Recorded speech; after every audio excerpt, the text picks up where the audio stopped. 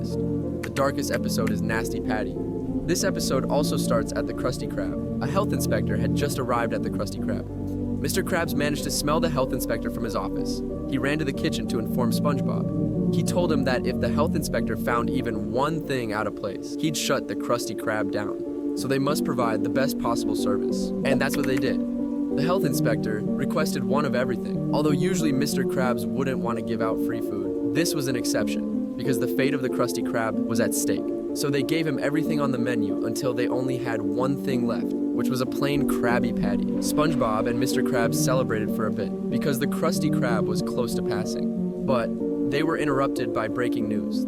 The news reporter said that a phony health inspector was going around restaurants trying to get free food. This infuriated Mr. Krabs. He thought that the health inspector that came to the Krusty Krab was the fake one. So, to get back at him, SpongeBob and Mr. Krabs added a lot of nasty stuff to the Krabby Patty they had to give him, until they finally created this.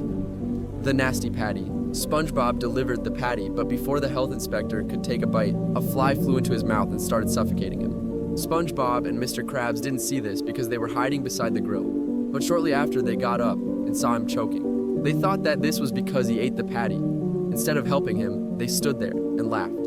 The health inspector got up to find some help, but he slipped and hit his head. Shortly after, another news broadcast came on. The news reporter said that the fake inspector was found, and this was him. This meant that the health inspector out there was the real one. Mr. Krabs started to get worried that the Krusty Krab was not going to pass now, but he was even more shocked to find out that the health inspector had died. Mr. Krabs manipulated SpongeBob into believing it was his fault. He then insisted they bury the body before anyone found it. And that's exactly what they did. Mr. Krabs led the way, while SpongeBob dragged the health inspector's corpse. It's not very clear where they took him, but it seemed to be on the outskirts of Bikini Bottom. SpongeBob looked disturbed, as you'd expect him to be, but Mr. Krabs almost seemed annoyed.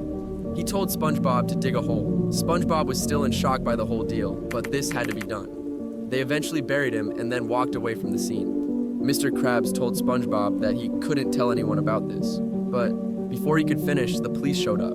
They jokingly said that they were going to arrest them and offered to drive them back to the Krusty Krab. It then started raining and the dirt that covered the health inspector washed away, which caused him to slide downhill. SpongeBob placed the shovel in the trunk, but he looked distraught.